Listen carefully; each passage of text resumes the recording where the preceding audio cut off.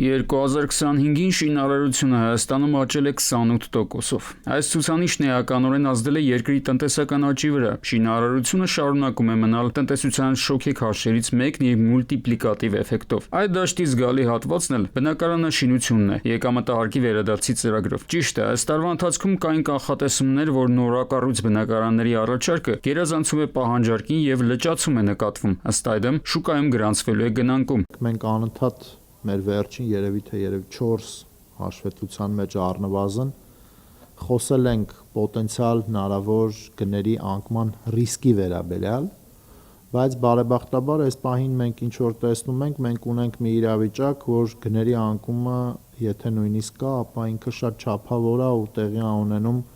կանխատեսելի հանդարտ հետագծով։ Դեռ հակառակը, Կենտրոնական բանկի վերջին տվյալների համաձայն բնակարանները սկսել են թանկանալ։ Ըստ այդմ, 2025 թվականի 3-րդ եռամսյակում բնակելի անշարժ գույքի գները նախորդ տարվա նույն ժամանակահատվածի համեմատ աճել են 5.5%-ով։ Բնակարանների գներն աճել են 2%-ով, իսկ բնակելի տների գները 18.6%-ով։ 2025 թվականի 3-րդ եռամսյակում Հայաստանում իրականացվել է բնակելի անշարժ գույքի առք ու վաճառքի 7113 գործարք, շուրջ 215 միլիարդ դրամ ընդհանուր արժեքով։ Խոսել ենք մի քանի մեծ կառուցապատողների հետ ու տեսնում ենք, որ այդ մեծ կառուցապատողների մոտ օրինակ գնման գործարքները բավականին լավն են։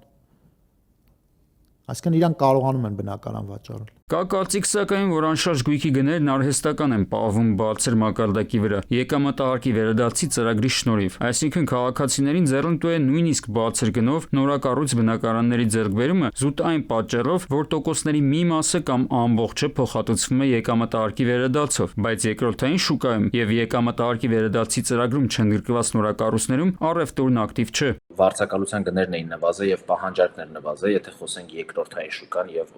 Երևանի մասին,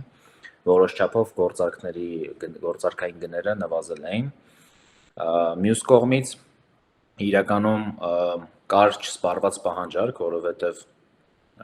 երկար ժամանակ մարդիկ լսելով այդ նորությունները եւ տարբեր ազդակներ ստանալով, որ շուկան նվազում է, մարդիկ գնումներ չէին կատարում, նույնիսկ կենցաղային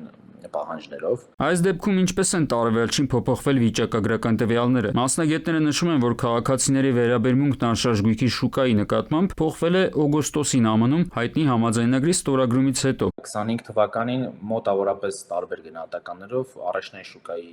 ծավալը գործարքների քանակը մոտ 30%-ով նվազել է։ Մինչդեռ գների վերաբերյալ չեմ կարող հստակ տեղեկություն ասել, բայց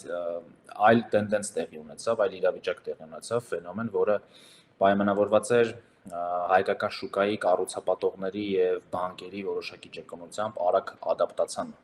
տվյալ իրավիճակին։ Կա կարծիք, որ արցախցիներին փոխանցվող բնակարանների ձեռքբերման հավաստագրերը եւս արհեստական բարձր մակարդակի վրա են պահում անշարժ գույքի շուկայի գները, այսինքն ձևավորվում է մեծ պահանջարկ, որից օգտվում են վաճառողները եւ սահմանում հնարավորինը բարձր գներ երկրորդային շուկայում։ Արմեն Աթալյան, ժամը լրատվական։